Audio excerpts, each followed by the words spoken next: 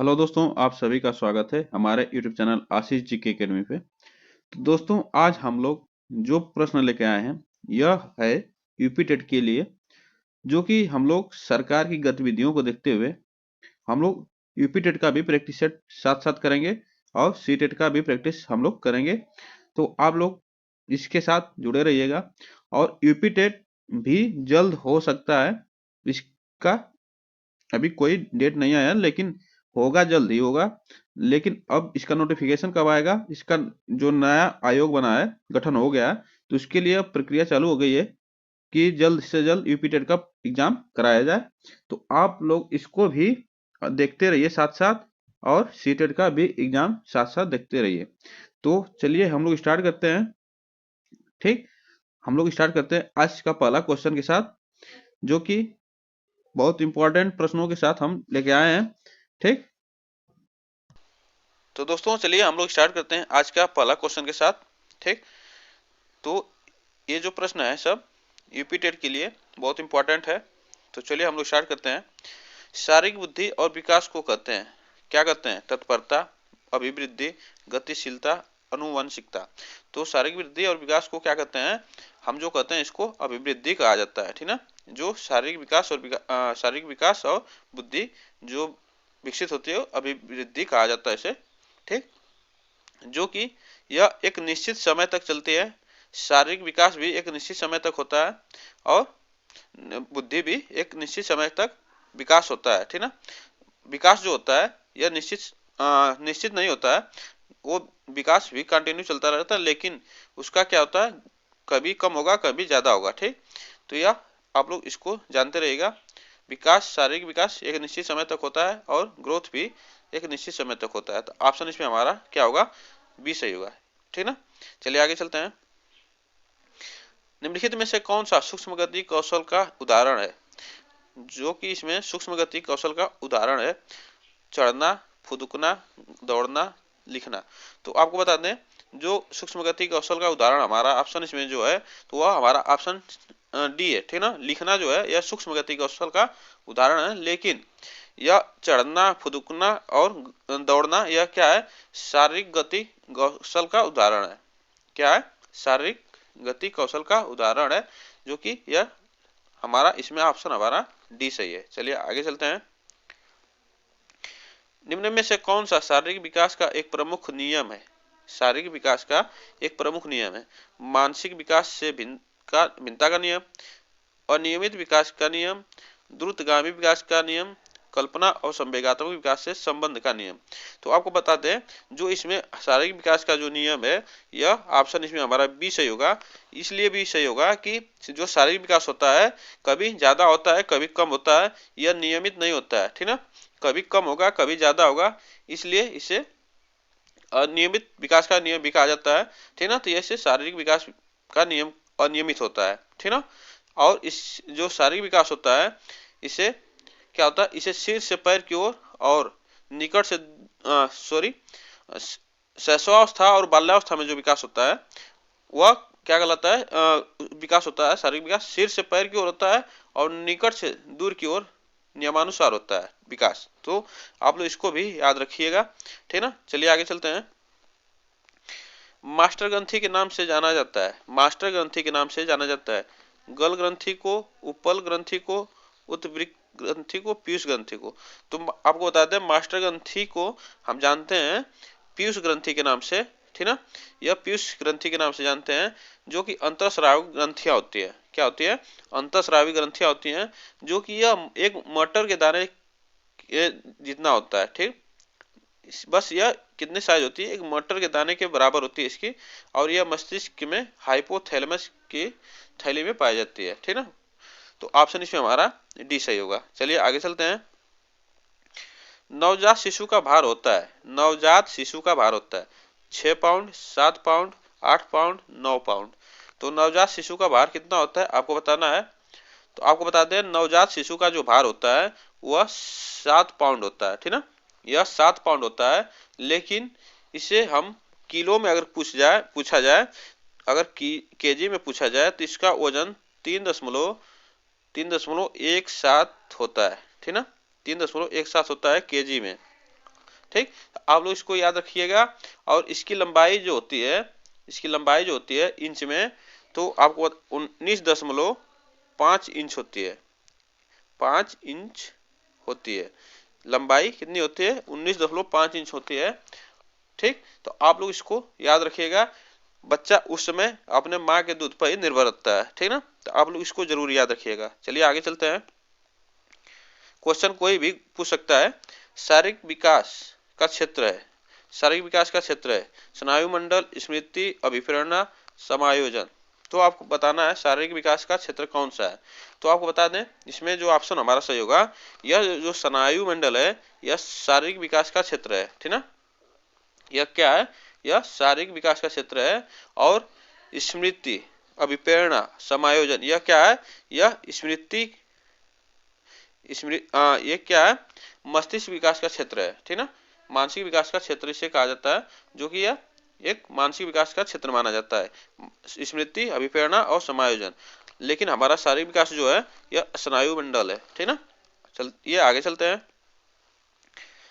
शरीर के आकार में वृद्धि होती है, क्यों? शरीर के आकार में वृद्धि होती है, क्यों? शारीरिक और गत्यात्मक विकास, संवेगात्मक विकास, संज्ञानात्मक विकास, नैतिक विकास। तो आपको बताना है शरीर के आकार में वृद्धि होती है, क्यों? तो आपको बता दें, जो शरीर के आकार में जो वृद्धि होती है, तो ऑप्शन हमारा क्या होगा?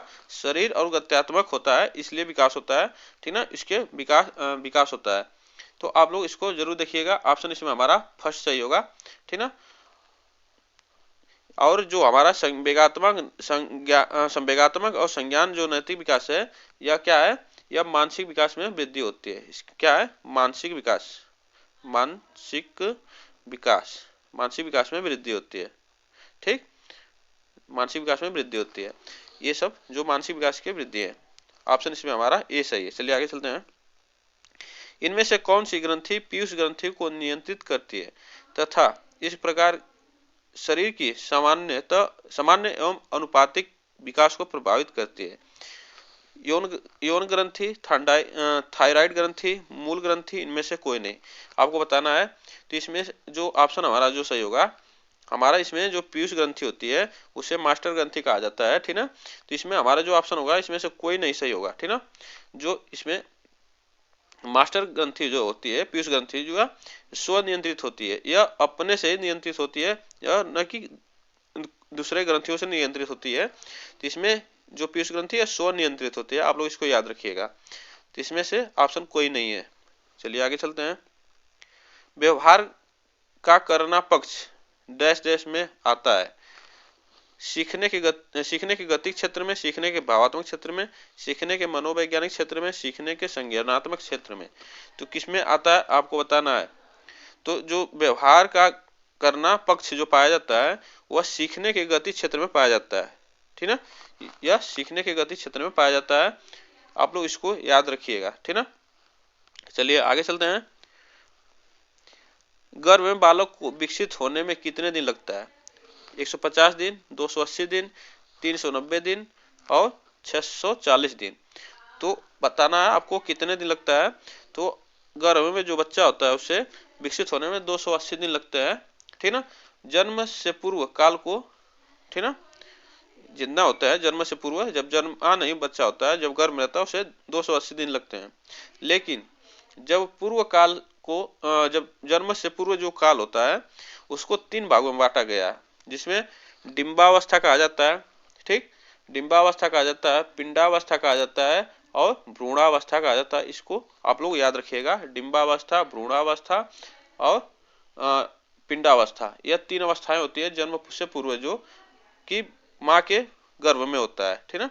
तो यह बच्चा 280 दिन में विकसित होता है। चलिए आगे चलते हैं। निम्नलिखित में से कौन सा सूक्ष्म गति कौशल का उदाहरण है? जो सूक्ष्म गति कौशल का अभी हम लोग पढ़े हैं, तो इसमें हमारा क्या होगा? लिखना सूक्ष्म गति कौशल का उदाहरण है, ठीक। एकाधिक बुद्धिमानी का सिद्धांत कहता है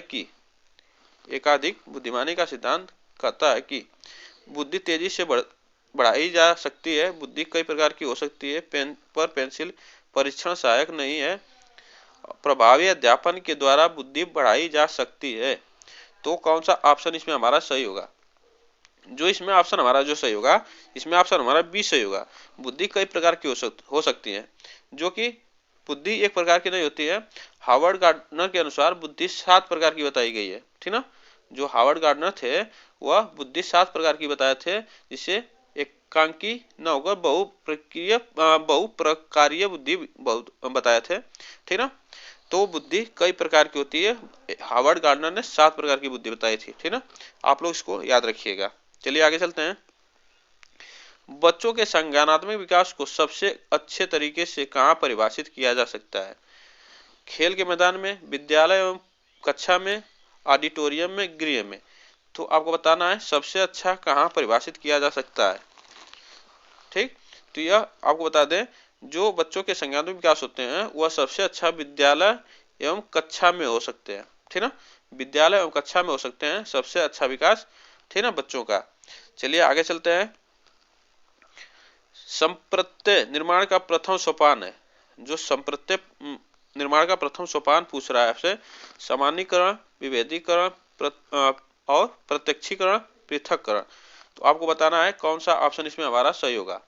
तो आपको बता दें, जो संप्रत्यय संकल्पना इसे कहा जाता है, इसे संकल्पना भी कहा जाता है, ठीक। इसका प्रथम सोपान होता है हमारा प्रत्यक्षीकरण होता है, ठीक ना। प्रत्यक्षीकरण होता है, उसके बाद क्या होता है हमारा विभेदीकरण होता है, सेकंड हमारा विभेदीकरण होता है। उसके बाद पृथक्करण होता है, हमारा थर्ड क्या होता है, पृथक्करण होता है। उसके बाद सामान्यीकरण होता है हमारा चौथा, ठीक ना। तो आप लोग इसको याद रखिएगा, पहले स्थान पर हमारा प्रत्यक्षीकरण आएगा, ठीक ना। उसके अगर पूछेगा कि दूसरा सोपान कौन सा होता है, तो विभेदीकरण, उसके बाद पृथक्करण, उसके बाद सामान्यीकरण होता है। तो ऑप्शन इसमें हमारा कौन सा सही होगा? तो ऑप्शन इसमें हमारा सी सही होगा। चलिए आगे चलते हैं। संज्ञान किस बुद्धि के सिद्धांत का हिस्सा है? संज्ञान जो होता है यह किस बुद्धि के सिद्धांत का हिस्सा है? प्रतिदर्शी सिद्धांत, समूकारक सिद्धांत, गिलफोर्ड का सिद्धांत और फ्लूइड तथा क्रिस्टलाइज का सिद्धांत। आपको बताना है तो कौन सा ऑप्शन इसमें हमारा सही होगा। आपको बता दें, इसमें जो हमारा जो संज्ञान किस बुद्धि का सिद्धांत है, तो आपसे यह गिलफोर्ड के सिद्धांत के है, ठीक ना, के सिद्धांत का हिस्सा है। जो गिलफोर्ड और इनके सहयोगी ने बुद्धि त्रिविमीय प्रस्तुत किए थे, जो बताए थे। गिलफोर्ड और इनके सहयोगी ने त्रिविमीय बुद्धि बताए थे, त्रिविमीय बुद्धि बताए थे, ठीक ना। जिसमें बुद्धि को तीन विमाओं के परिप्रेक्ष्य में देखा जा सकता है। जिसमें बुद्धि को 3 विमाओं के परिप्रेक्ष्य में देखा जा सकता है, जिसमें सामग्री पहली होती है, सामग्री जो इसमें सामग्री पहली होती है, और संक्रिया होती है दूसरी, संक्रिया दूसरी होती है, और तीसरी जो होती है यह उत्पाद होती है, ठीक ना। यह क्या होती है? उत्पाद क्या होती है? तो इसमें जो सामग्री जो है, सामग्री का हिस्सा जो हमारा संज्ञान होता है। सामग्री में जो सामग्री जो है इसको 5 भागों में बांटा गया है, ठीक ना। इसका विभाजन 5 भागों में हुआ है, जिसका पहला हमारा संज्ञान होता है, फिर स्मरण होता है, फिर परंपरागत चिंतन होता है, गैर परंपरागत चिंतन, मूल्यांकन। तो हमारा संज्ञान जो होता है यह सामग्री का हिस्सा है, इसलिए यह गिलफोर्ड के सिद्धांत का हिस्सा है, त्रिविमीय बुद्धि के सिद्धांत का, ठीक ना। तो ऑप्शन इसमें हमारा सी सही है। चलिए आगे चलते हैं। आप लोग इसको सामग्री को 5 भागों में बांटेंगे, तो इसमें प्रथम हमारा जो होगा संज्ञान होगा, ठीक ना, और दूसरा स्मरण। तो आप लोग इसको याद रखिए। चलिए आगे चलते हैं। बुद्धि के द्विकारक सिद्धांत का प्रतिपादन किसने किया? बुद्धि के द्विकारक सिद्धांत का प्रतिपादन किसने दिया? थॉर्नडाइक ने, स्पीयरमैन ने, वर्नर ने, स्टर्न ने। तो किसने दिया है? तो यह आपको बता दें, बुद्धि के द्विकारक सिद्धांत स्पीयरमैन ने दिया है।